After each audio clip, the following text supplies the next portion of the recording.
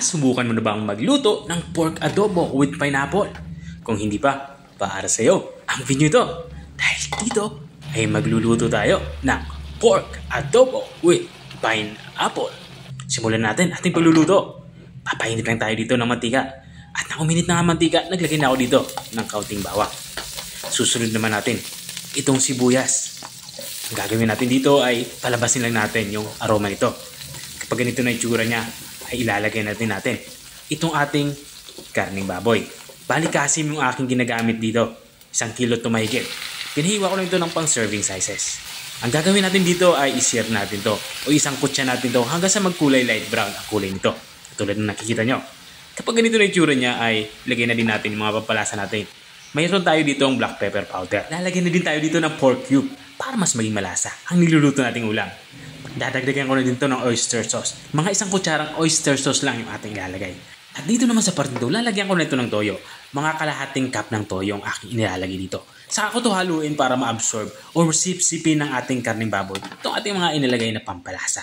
At matapos natin ito mahalo ng maigi ay lalagyan natin ito ng tubig. Sa tubig naman ay sapat para makapagpalambot itong ating karning baboy. Lulutuin kasi natin to ng mga 30 to 45 minutes. At bago natin ito takpan, lagyan na natin to ng suka at 3 pirasong dahon ng laurel para naman sa ating aromatics. At kung andyan ka pa rin at nanonood hanggang dito sa parte ng aking video, ibig sabihin ay interesado ka sa aking niluluto.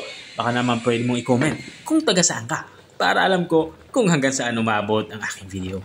Makalipas nga ng 30 minutes ay binuksan ko na nga ito. Kung nakikita nyo, halos may gana nga yung ating sabaw na inilagay. Pero hindi pa tayo tapos sa ating pagluluto.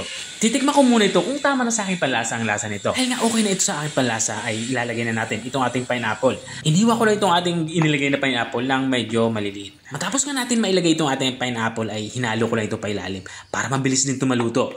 At maglalagay na din ako dito ng kaunting asukal. Ito naman ay para pambalanse sa lasa ng ating sauce o sabaw. Matapos ko mailagay ang asukal ay hinalo ko lang ito para mabilis ito matunaw. Matapos ko nga ito mahalo ng maigi ay tatakpan natin to. I-simmer pa natin to ng mga 3 o 5 minuto o hanggang sa makuha natin yung lapot na gusto natin sa ating sabaw.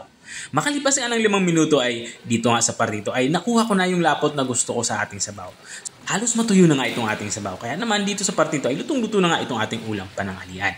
Ito na nga yung ating pork adobo with pineapple. Kung nakarating ka hanggang dito sa dulo ng aking video, maraming salamat sa panunood. At kung nagustuhan mo naman yung bago nating recipe yung binahagi, baka pwede mo naman ito i-share. O siya, hanggang dito na lang ako. Kita-kita ulit sa mga susunod kong mga videos. Paalam!